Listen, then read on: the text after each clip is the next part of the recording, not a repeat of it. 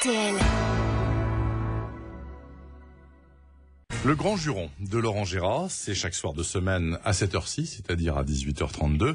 Bien sûr, avec la complicité active de Jean-Jacques Perroni et Caroline Alexis.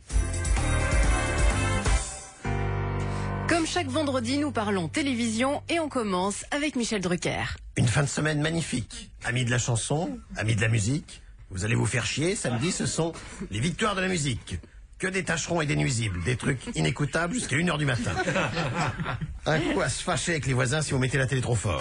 C'est peut-être les victoires de la musique, mais c'est surtout les défaites de la chanson. Benabar, Diams, Anaïs, Ayo, Sanseverino, que des prénoms. Leurs familles doivent avoir tellement honte qu'ils veulent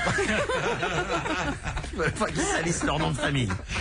Imaginez, vous imaginez Brassens se faisant appeler juste Georges, Léo Ferré, Léo, et Mozart, juste Wolfgang. Non mais, et je vous raconte pas les nominations. Queeneuse de banlieue, brailleur de ghetto, slameur à béquille, rappeur à casier, poète à 2 balles pour Bobo Ségolèniste. On a même une nomination, album de musique urbaine. C'est magnifique. Vous pouvez vous le fabriquer vous-même. Vous mettez un micro sur votre balcon. Vous avez les voitures qui font vroom, les scooters qui font prout, les klaxons pimpons, et vous pourrez jouer. Vous avez votre album, musique urbaine.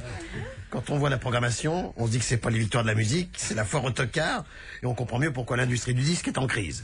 En tout cas, moi j'aurais un gosse qui écoute ce genre de conneries, ça fait longtemps qu'il vivrait sous une tente le long du canal Saint-Martin. Parmi les nominés, il y a le sémillant Vincent Delerme, écoutons sa nouvelle création. T'as pris de l'oxyboldine, car tu prends ça quand tu dînes. T'as pris un Fernet Branca, comme ça allait toujours pas. Alors t'as pris sur toi, puis t'es rentré chez toi dans ta Citroën Xara. Tu prendras plus le plat 33 du restaurant chinois.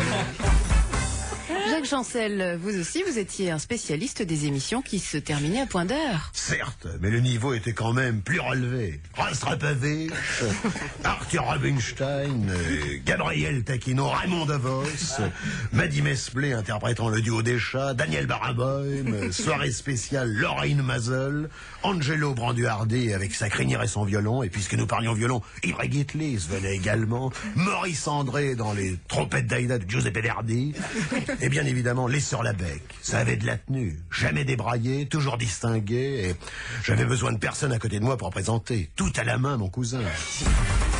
Eddie Mitchell, vous êtes un peu énervé, pourquoi? Ah oui, y a de quoi. C'est le grand complot contre la qualité et le bon goût. Samedi soir, sur le service public de vos sous, 4 heures d'affilée pour consacrer des chanteurs qu'on connaît pas et qui méritent pas d'être connus d'ailleurs.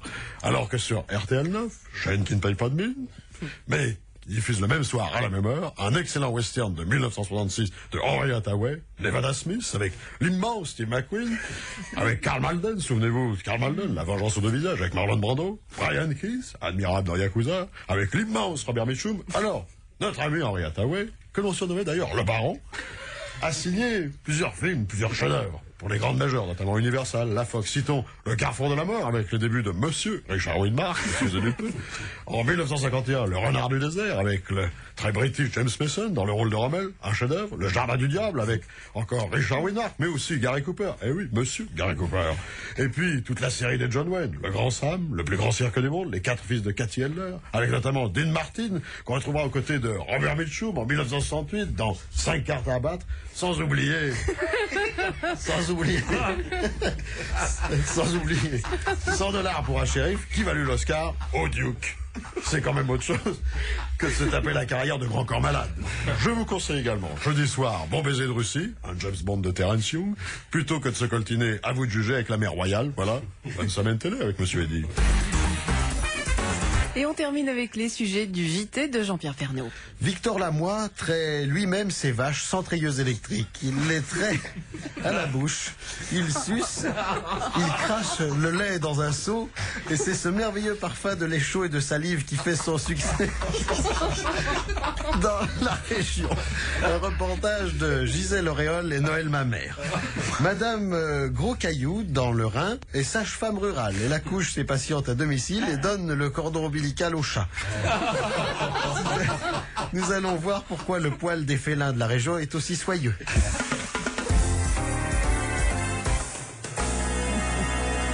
C'était le grand juron de Laurent Gérard. Rediffusion du mardi au vendredi seulement à 9h25.